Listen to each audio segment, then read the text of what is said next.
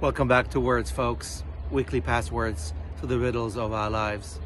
And today's question is, where do you find silence, healing, stillness to help heal the wounds, the hurts of this past year and all the traumas of our lives?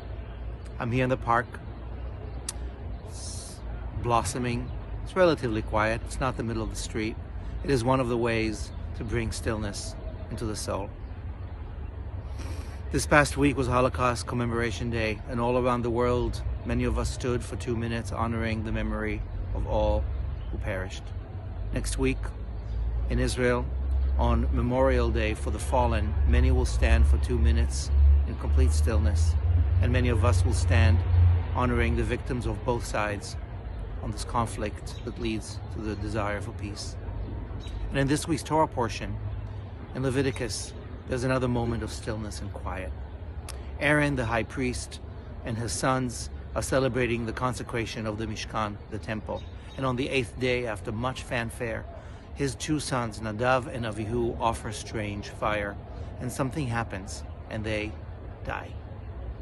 On chapter 10, verse 3, it says, Vayidom Aharon. Aaron is speechless, silent, quiet. And that silence speaks volumes for this bereaved father who's on duty and yet continues his role. What does it mean to be still in the face of trauma? What does his silence signify? We know today from trauma studies that when trauma happens, it often goes around the brain center of our speech. We don't remember trauma with words, but in our body. And more often now, people don't heal trauma with talk therapy, but with somatic ways to express our pains. Stillness is where we hurt, and stillness is where we can recover. Speechlessness is where the trauma lives, and speechlessness is one of the ways we can heal. So on this Shabbat, in between those moments of silence and with Aaron's pain, I invite us to find ways to discover stillness, to be speechless, serene, quiet.